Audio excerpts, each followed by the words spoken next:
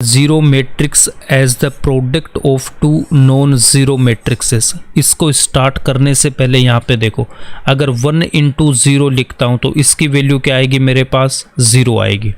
ठीक है, 0 इंटू 5 लिख रहा हूँ तब भी क्या आएगा, मेरे पास 0 आएगा।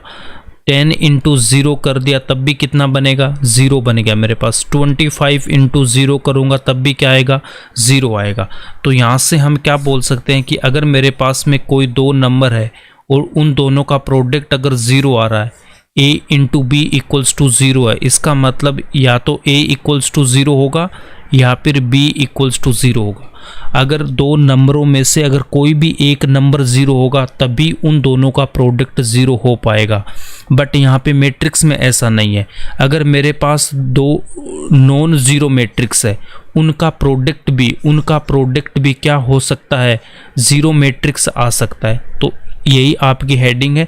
तो यहाँ पे देखो, अगर आपके पास में कोई एक मैट्रिक्स गिवन है, एक मैट्रिक्स हम यहाँ पे ले रहे हैं कि 0 -1 0 एंड 2, उसके बाद में दूसरा मैट्रिक्स मेरे पास यहाँ पे गिवन है 3 5 0 एंड 0।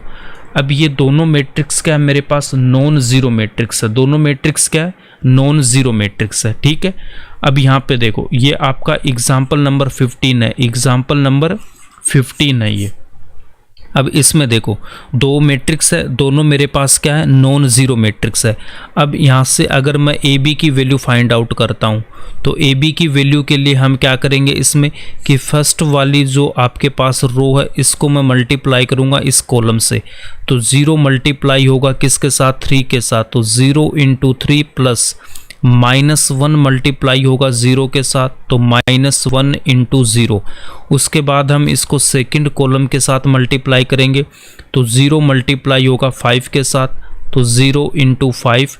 उसके बाद -1 को मल्टीप्लाई करेंगे 0 के साथ, प्लस -1 मल्टीप्लाई हो गया किसके साथ, 0 के साथ मल्टीप्लाई हो गया। अब इसके बाद हम यहाँ पे ये जो सेकंड वाली रो है इसको हम मल्टीप्लाई करेंगे फर्स्ट कॉलम के साथ। तो इस 0 को मैं मल्टीप्लाई करूँगा 3 के साथ, तो यहाँ से मेरे पास आएगा 0 इंटू 3 प्लस उसके बाद 2 मल्टीप्लाई होगा 0 के साथ, तो यहाँ पे आएगा 2 इंटू 0।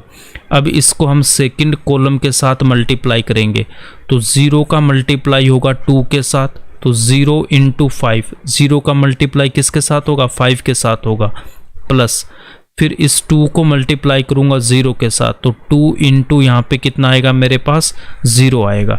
तो यहाँ से ए बी इक्वल्स टू क्या आएगा, यहाँ पे देखो 0 इंटू 3 कितना हो जाएगा, 0 इंटू 3, ये भी 0 प्लस यहाँ पे भी 0, तो ये कितना 0, यहाँ पे 0 प्लस 0, यहाँ पे भी 0, 0 प्लस 0, ये भी कितना बन गया 0, 0 प्लस 0, ये भी कितना बन गया 0।